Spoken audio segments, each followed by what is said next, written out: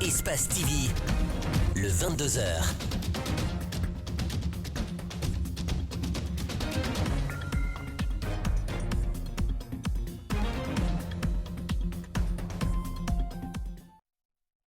Bonsoir à tous et merci de choisir Espace TV pour vous informer au sommaire de ce 22h.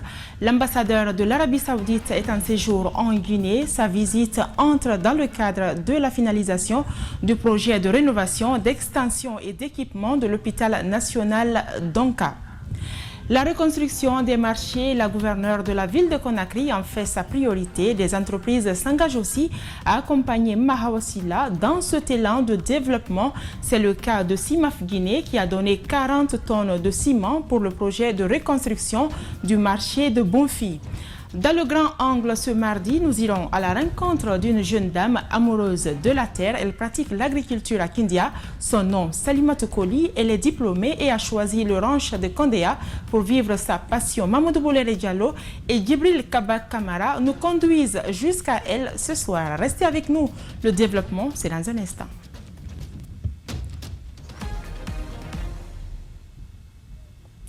Bienvenue à tous. Le ministre de la Santé et de l'Hygiène publique a reçu une visite de courtoisie de l'ambassadeur de l'Arabie Saoudite cet après-midi. Au menu de la rencontre, la finalisation du projet de rénovation, d'extension et d'équipement de l'hôpital d'Onka, le développement des projets en matière de santé. Yena Bangoura. L'ambassadeur a d'abord félicité le ministre de la Santé et de l'Hygiène publique pour sa nomination. Les deux personnalités ont ensuite échangé sur plusieurs sujets, notamment la coopération qui existe entre les deux pays, la finalisation du projet des travaux d'extension et d'équipement de l'hôpital d'Onka, entre autres. Et nous espérons dans le meilleur délai procéder à l'inauguration de cet hôpital qui est devenu un hôpital moderne. L'ambassadeur de l'Arabie Saoudite n'a pas manqué de rappeler les liens d'amitié entre les deux pays. Le ministre de la Santé salue les efforts fournis par le Royaume d'Arabie Saoudite pour accompagner la Guinée dans son processus de développement.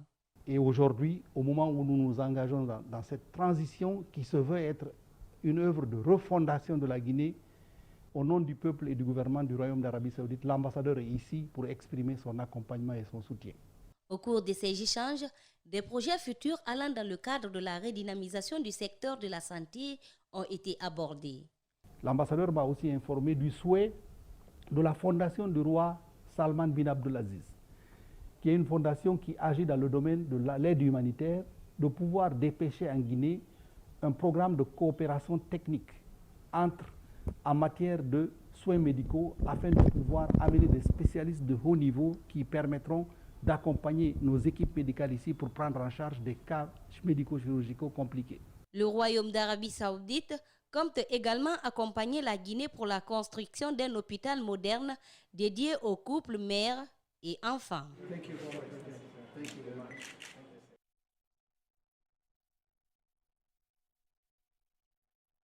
La gouverneure de la ville de Conakry se lance dans un vaste chantier de reconstruction des marchés. Pour réussir son pari, dans un courrier, elle sollicite des entreprises pour l'appuyer. Cimaf Guinée a répondu favorablement en y envoyant 40 tonnes de ciment. Le DGA de l'entreprise promet d'être aux côtés des femmes et le gouvernorat, en particulier Mamadou Sadio Baldé et Amara Lexila. Aujourd'hui, nous avons fait un don de 800 sacs, ce qui correspond à peu près à 40 tonnes. 800 sacs de ciment pour répondre à la sollicitation du gouvernorat de Conakry dans ses champs d'action. La reconstruction des marchés de la capitale, une priorité de la nouvelle autorité de la ville de Conakry. C'est le directeur général adjoint qui porte la voix de l'entreprise CIMAF. Et nous avons rappelé à Madame la gouverneure qu'à chaque fois qu'il y a les femmes qui sont en jeu, à chaque fois qu'il faut agir d'une façon sociétale, que CIMAF Guinée était présente à ses côtés, aux côtés du gouvernorat et également aux côtés de l'État pour tout ce qui était construction, reconstruction. Le chef de cabinet sait plus que quiconque que cette générale à la retraite ne tarit pas de bonnes intentions pour changer le visage des marchés.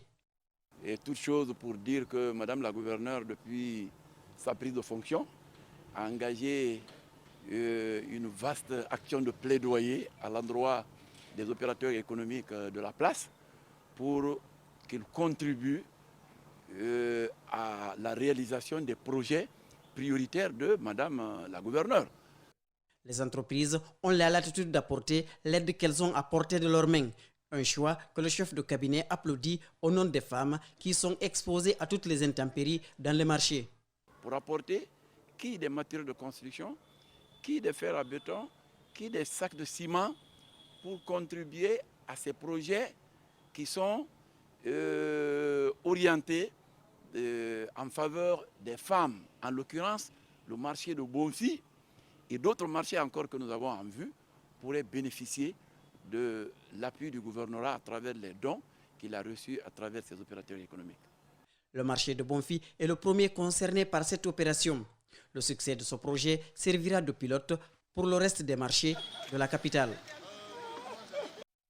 Le nouveau ministre de la Sécurité était face à la police ce mardi. Au cours de cette rencontre, Bachir Diallo a tenu plusieurs promesses aux hommes en uniforme, notamment la remise de nouveaux équipements les jours à venir. Le ministre a aussi exhorté les agents de la compagnie mobile d'intervention et de sécurité CMIS à accompagner la police routière dans la fluidité de la circulation. Certains citoyens trouvent cette mesure appréciable et salutaire. Gibril Ba, Abdoulaye Kamara. Les agents de la police sont souvent accusés de rackets et de véritables sources de bouchons dans la capitale, même s'ils se plaignent à leur tour de manque de traitement digne de leur travail.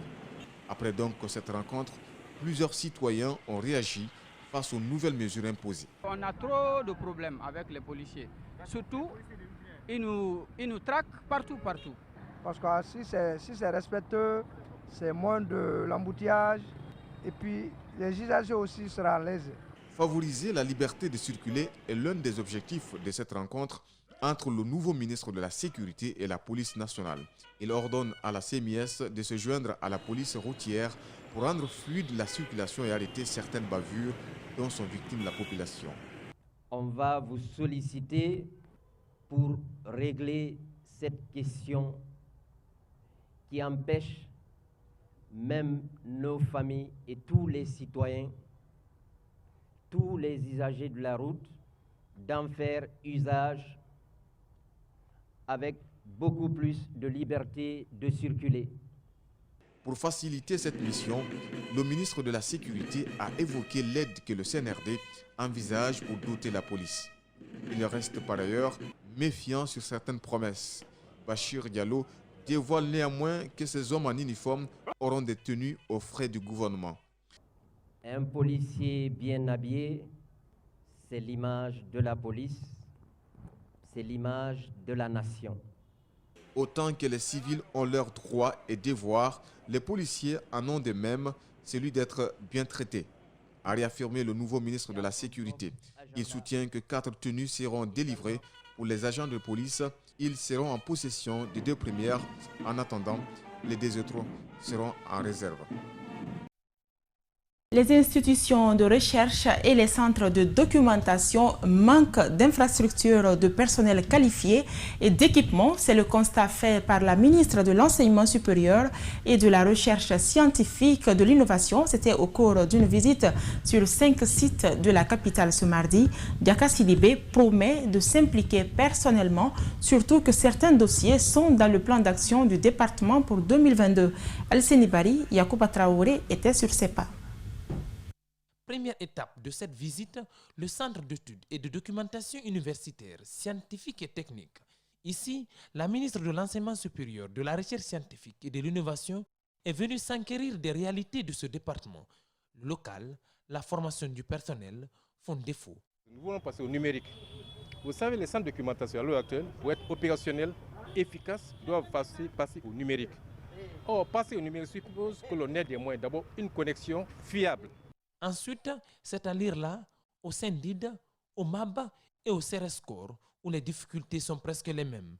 Les locaux inadaptés, le manque d'équipement pour faire la recherche et la formation des cadres sont perceptibles.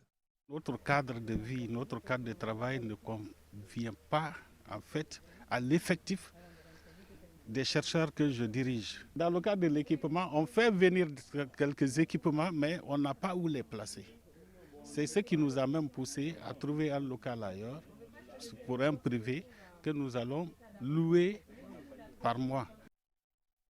La ministre ne fera pas grande promesse. Elle affiche tout de même sa volonté de mettre les moyens techniques et financiers pour finir les infrastructures et équiper les laboratoires déjà entamés. D'autres dispositions pourraient suivre. Que ce soit le CERESCOR ou le LACONA même, dans notre plan d'action pour 2022. Donc on espère qu'on aura l'accompagnement aussi de toutes les autorités financières, donc, pour que les projets là soient viables. Déjà que les projets sont déjà montés, je pense que c'est déjà facile. Ceux-là qui sont en cours, c'est de mettre les bouchons doubles pour que vraiment ça soit opérationnel et que le chômage au niveau des enseignants-chercheurs s'arrête maintenant, quoi. Le chantier s'annonce donc vaste et semé d'embûches. Reste à savoir si elle aura les coups de franche pour mener à bien sa politique. Désignation d'Asmaou Diallo et de Yamoussa Sidibé comme représentants de la presse au Conseil national de la transition. Le SPPG s'y oppose catégoriquement. Il a fait savoir ce mardi à travers une conférence de presse animée à la maison commune aux journalistes. D'autres sujets ont été également abordés au cours de cette rencontre. On fait le point avec Aminata Massire Bangoura. Yamoussa Sidibé et Asmaou Diallo désignés lundi pour représenter la presse au CNT. Le syndicat des professionnels de la presse de Guinée ne partage pas ce choix. Pour lui, pas question de se faire représenter uniquement par le patronat au Conseil national de la transition. L'accepter, c'est d'accepter que la mouvance parle au nom de l'opposition ou l'opposition parle au nom de la mouvance. On n'a jamais les mêmes intérêts. En aucune manière, ils n'auront les soucis des travailleurs une fois au CNT. Ancien secrétaire général du syndicat, Sidi Diallo soutient la position de ses pairs et appelle à une forte mobilisation. Il faut qu'on soit en bloc, parce que ce qui est en train de se passer là, c'est un clan qui est en train de parler au nom de toute la corporation, alors que ce clan n'est pas la représentation de tout le monde. Et puis surtout un clan qui a aussi trahi. Un clan, je dis bien, je pèse bien les mots, qui a trahi la presse guinéenne. Dès ce mercredi, le SPPG entend déposer ses dossiers au ministère de l'administration du territoire. Sékou Jamal Pendessa interpelle également le ministre de tutelle. Il y a déjà un complot monté par les patrons qui veulent encore nous exclure, alors que les dossiers viendront à son département. Il a encore une occasion de rentrer dans l'histoire en rendant la justice. Nous, quelles qu'en soient nos prétentions, on ne va pas prendre 2 places maîtres sur notre liste. On enverra la liste d'une seule personne parce qu'on a une seule place dans ce cas de figure. Pour le syndicat des professionnels de la presse, seuls les journalistes pourront défendre leur pairs. Il invite à se mobiliser derrière son candidat.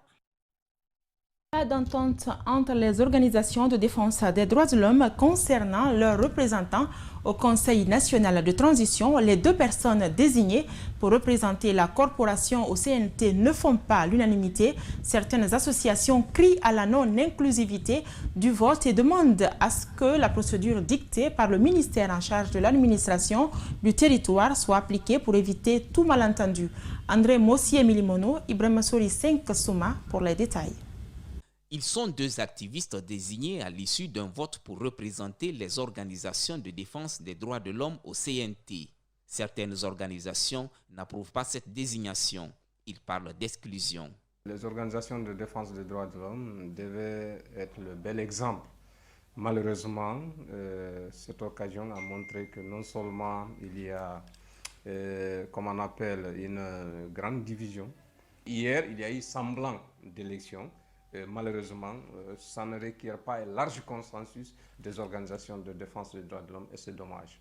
Ils estiment que ces personnes désignées pour les représenter n'ont ni la légitimité ni la capacité d'aller au CNT. D'ailleurs, l'un d'entre eux aurait mouillé le maillot pour le 3e mandat du président Alpha Condé. La première personnalité était sortie pour dire que pour plaider auprès des autorités, il faut que les gens reconnaissent le nouveau mandat. On dit que cette personne prétend représenter les organisations de défense des droits de l'homme au niveau du CNT. Pour faire quoi? On a pris des gens qui à peine ont la licence ou je ne sais pas, voilà, et qui n'ont aucune expérience, qui n'ont aucune activité sur le terrain. Pour Pour régler la crise, ces activistes optent pour la procédure dictée par le ministère de l'Administration du Territoire et de la Décentralisation. J'opterai pour, n'est-ce pas, l'application du communiqué de M. le ministre, produire un rapport d'activité, donner un CV, l'agrément de l'organisation. Je pense que ce sont des conditions minimum pour qu'une structure qui pense aller représenter les organisations de défense des droits de l'homme au CNT puisse remplir. Mamadou Kali Diallo souhaite que toutes les leçons soient tirées de cette crise pour une meilleure organisation à l'avenir. Pendant ce temps, le dépôt des dossiers de candidature pour le Conseil national de la transition se poursuit au ministère de l'Administration du Territoire et de la Décentralisation. Une semaine après le début des opérations, près d'une centaine de dossiers sont déjà enregistrés par la commission. Bernard Kondouno et Tcherno Sadouba ont fait un tour. Suivez. Processus de mise en place du Conseil national de la transition. À date, plus de 75 dossiers sont déjà reçus par la commission installée au ministère de l'Administration du Territoire et de la Décentralisation. Il y a un engouement qui ne dit pas son nom. Les gens viennent par ordre d'arrivée. Hein. Chaque fois que nous recevons les dossiers, nous passons à l'inscription. Ils sont nombreux ces jeunes qui rêvent un jour siéger au CNT. Ils saluent la procédure mise en place pour la réception des dossiers. Personnellement, j'ai trouvé la procédure très simple, très appréciable. En fait, il n'y a pas de difficulté. Et la façon dont les documents sont enregistrés, sont vérifiés, c'est de façon fiable, selon mon constat personnel. Plusieurs Guinéens de la diaspora rêvent siéger au Conseil national de la transition. Mais pour la constitution de leur dossier, ces jeunes enregistrent des difficultés.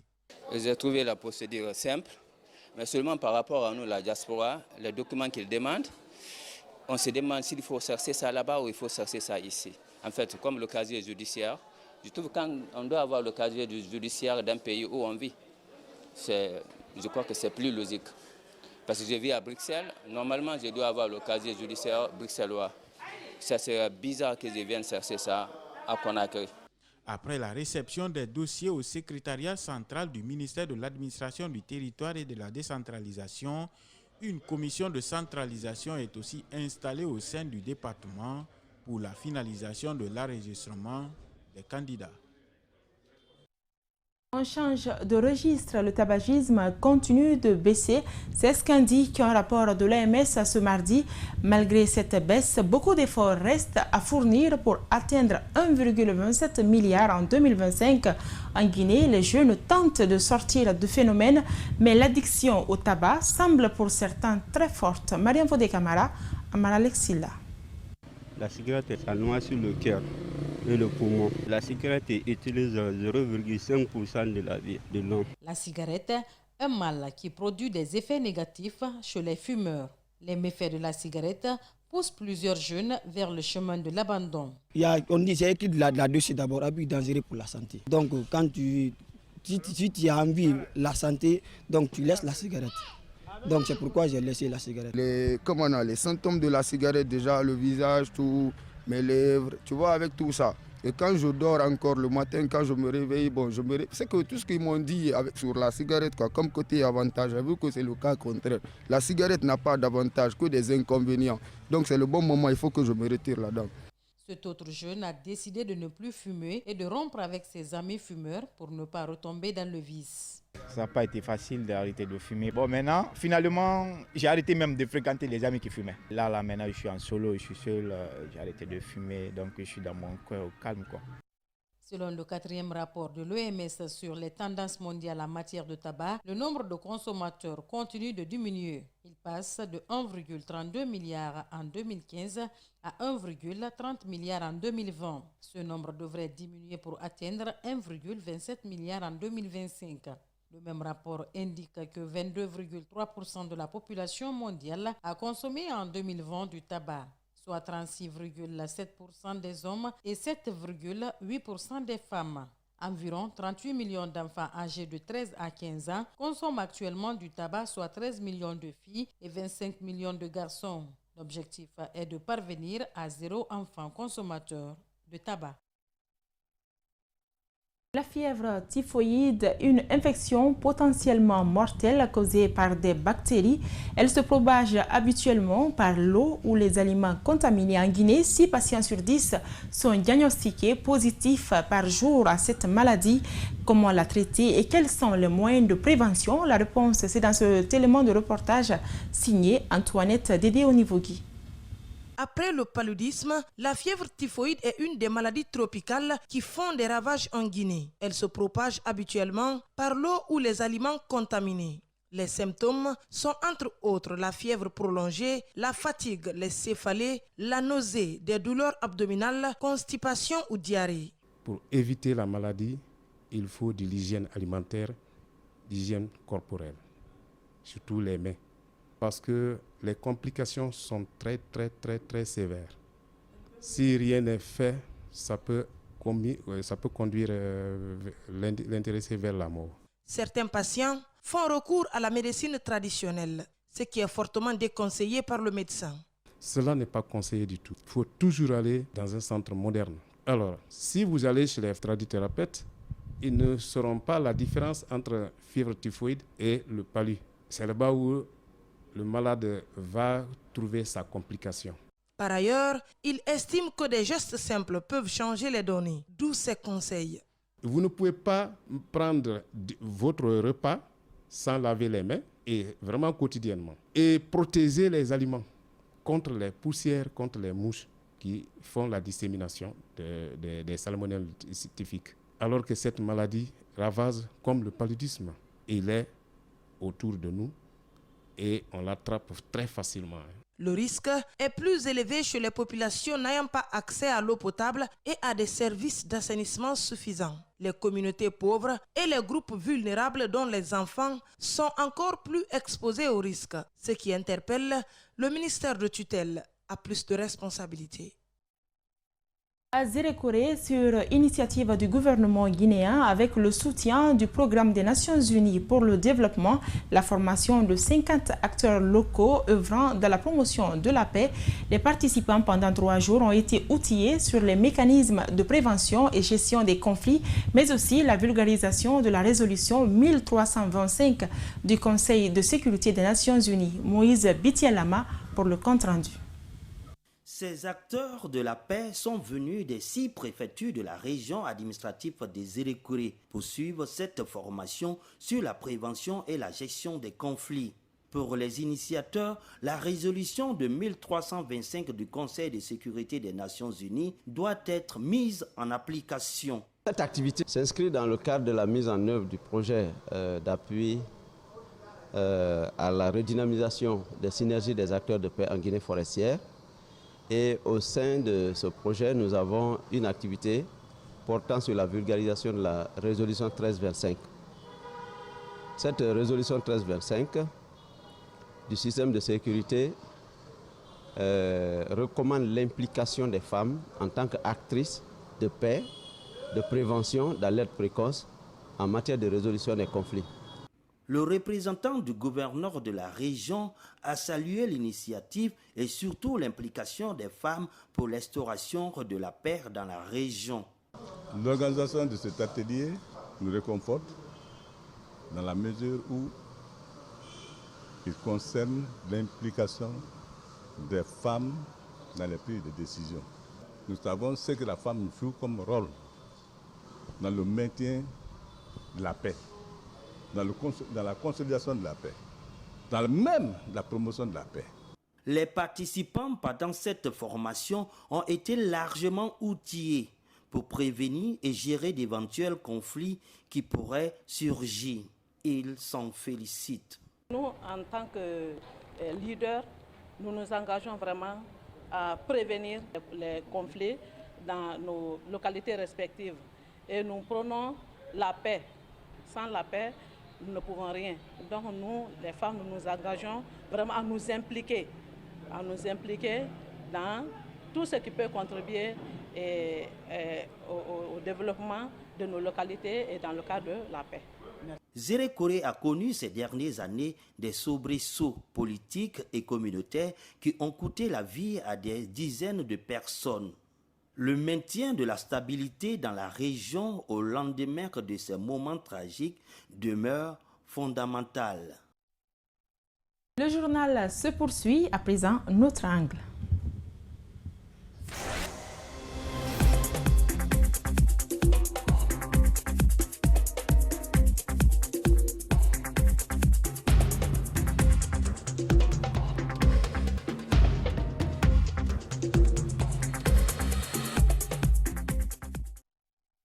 À la rencontre d'une jeune dame agriculteur à Kindia, Salimata Koli, diplômée en tourisme et voyage, mais aussi titulaire d'un autre diplôme de proficiency certificat, elle s'est installée aux ranches de Kondéa pour apprendre et pratiquer l'agriculture. La Guinéenne ambitionne de fonder une usine de transformation de manioc. C'est une découverte de Mamoudou Boulere Diallo et Djibril Kabakama.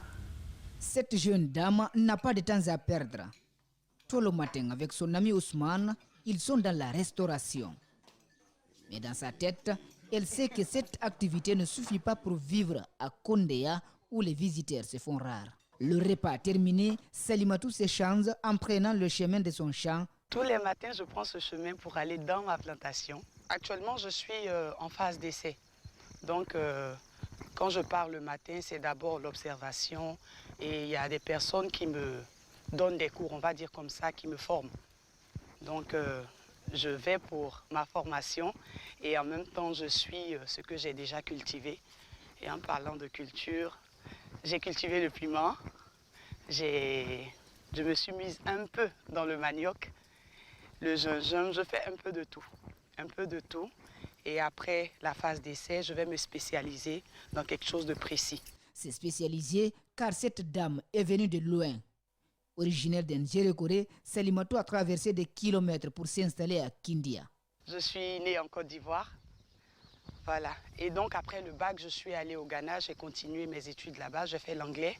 J'ai un diplôme d'anglais et ensuite un diplôme de tourisme et voyage qu'on appelle Travel and Tour.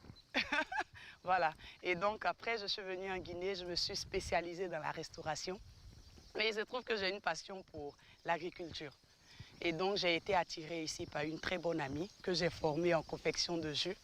Et donc, quand elle est venue, j'ai vu l'endroit et j'ai un très bon contact avec la nature. Donc, ça m'a tentée, je suis restée et je suis la formation avec elle. Donc, j'ai commencé depuis, je crois, avril. Et je pense rester pour longtemps. Oui. Le chemin est joncé d'obstacles, nous prévient-elle. Salimatou Koli se prépare conséquemment, d'où sa paire de chaussures, bottes, devenue son compagnon de tous les jours. On est arrivé. Donc, voilà, c'est sur cette terre-là que je suis en train de faire des essais. Donc là, comme vous pouvez le constater, j'ai mis du manioc ici. Ça, il y a environ 3 semaines qu'on a planté ceci. Ce sont des maniocs qui seront récoltés après 8 mois. Après 8 mois. Donc là-bas, eux, ils sont déjà développés parce que c'était les premiers. Je voulais voir ce que ça allait donner et tout. Et donc là, on est à 4 mois là-bas. Elle nous fait visiter les coins de son champ. Loin de Conakry et ses bruits, elle passe la journée seule et dit être fière d'être en contact avec la nature. Déjà, je suis forestière, donc on a un certain lien avec la nature. Donc c'est déjà une paix du cœur que ça m'apporte quand je suis dans la nature comme ça. Et ça fait plaisir de rester là, je m'adapte facilement, je n'ai aucun souci. Je me sens très bien quand je suis ici. Et voir les choses se développer de telle façon, c'est une fierté. Ça me motive encore plus. Parce que moi-même, je ne suis pas très ville en quelque sorte. On est juste en ville parce que peut-être il y a beaucoup plus d'opportunités quand on voit d'un certain angle. Mais sérieusement, je me sens mieux ici. Je suis plus en paix, mon esprit est plus tranquille, il y a moins de stress, je me sens mieux. Elle ne calcule pas les frais de sitôt, mais se concentre sur les futurs bénéfices. Les boutures de manioc, je les ai commandées à Zérékoré parce que le manioc de Zérékoré est vraiment mieux en fait.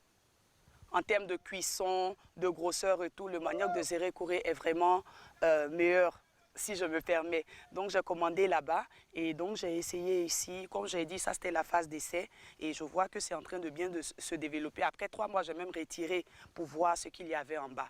Et donc après le résultat, ça m'a motivé. J'ai donc pris cet espace-là pour le faire. Et l'autre, c'est le champ de bananes. Là, c'est pour ma camarade qui m'a demandé de venir. Elle est plutôt dans la banane. Et en dessous, moi, j'ai fait du piment qui s'est bien développé. Il y a le piment juste en bas derrière. Déjà, elle rêve gros et compte tout faire pour y arriver. Je compte vraiment m'installer et je veux bien me spécialiser dans le manioc. Le manioc, ce n'est pas seulement à l'état brut, mais je veux aller jusqu'à la transformation. Je veux dire jusqu'à la tiéké en fait. Voilà, donc c'est l'idée première pour laquelle je fais le manioc, c'était ça. Transformer jusqu'à la tiéké puis essayer de livrer et tout. Et après, je suis intéressée par l'ananas et la banane aussi. Mais pas la banane douce, la banane plantain. Parce que quand j'observe un peu ici, il n'y a pas de banane plantain. Comment a-t-elle obtenu le domaine et quelles sont les conditions d'exploitation? J'ai eu de la chance, répond Salimatou. C'est une grâce de l'excellence, et on va le dire comme ça, M. Silla, voilà, qui nous a aidés à l'avoir parce qu'il est vraiment pour les jeunes filles qui veulent entreprendre. Voilà, donc c'est ma camarade qui est d'abord venue, qui a exprimé son désir d'obtenir une terre pour commencer quelque chose. Et donc, il a accepté. Parce que voir une fille, comme vous l'avez dit, là, laisser tout et puis venir là, il lui a dit, bah, on va essayer, on va voir jusqu'à où tu vas aller et tout. Et elle m'a invitée. Donc, on est là. Aujourd'hui, elle n'a pas pu venir, mais elle sera là peut-être la semaine prochaine. Salimatou Koli n'est pas la seule ici. Des familles pratiquent l'agriculture dans ce ranch depuis l'an 2001, soit 1 an après sa création. Voilà l'essentiel de l'actualité de ce mardi 16 novembre. À suivre juste après moi, la formation de 300 étudiants sur les nouvelles technologies de l'information et de la communication, une initiative de Huawei. Et puis cette bonne nouvelle pour ceux qui ne sont pas abonnés, StarTimes, le décodeur HD coûte désormais 40 000 francs guinéens. Merci à toute l'équipe de la rédaction qui m'a aidé à préparer ce journal. Excellente soirée à tous.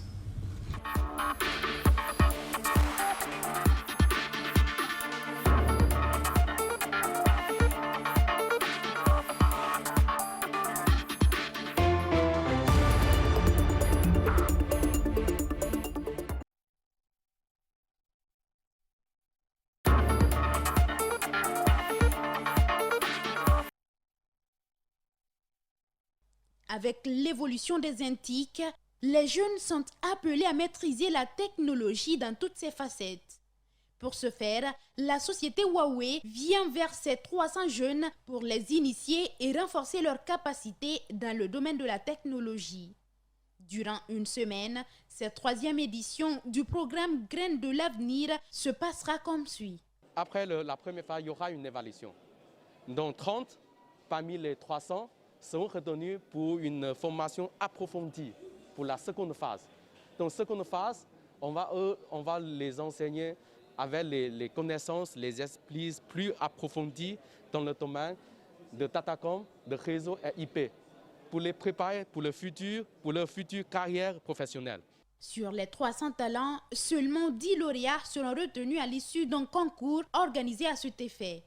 Ceux-ci auront une récompense bien méritée. Les 10 ont de fortes chances de trouver de l'emploi après, bien entendu, un stage à Huawei ou à Orange qui est partenaire à Huawei. Venu représenter le ministère de l'Enseignement supérieur, de la Recherche et de l'Innovation technologique, ce conseiller du département salue cette initiative. Il estime que la formation vient à point nommé.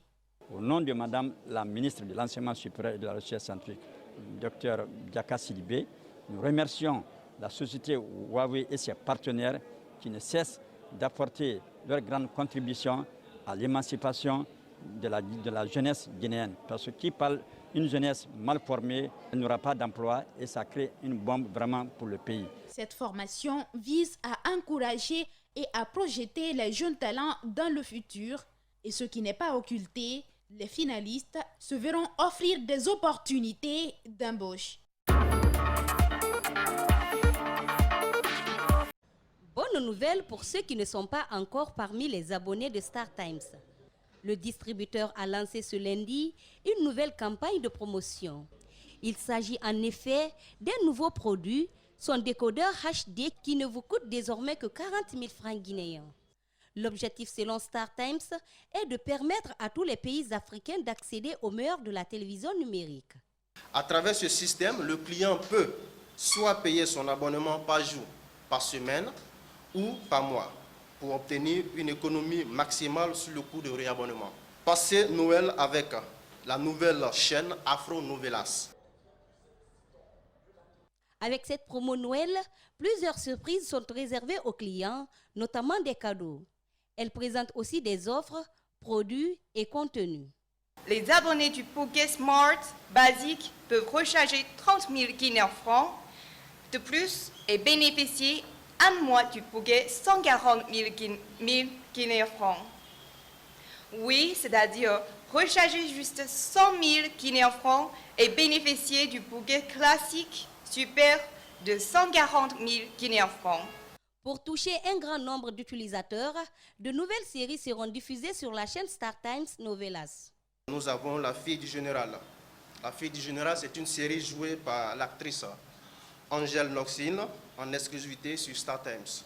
Nous avons aussi, au-delà de ça, une autre série, une nouvelle série, La Veuve Blanche, qui est une série dramatique indienne. Une histoire d'amour impossible à forte connotation sociale. À rappeler que Star Times est un groupe international de médias implanté en Afrique. Il couvre tout le territoire guinéen. Star Times possède sa propre plateforme de contenu varié avec 480 chaînes d'information, de sport, du divertissement, religieuse et musicale.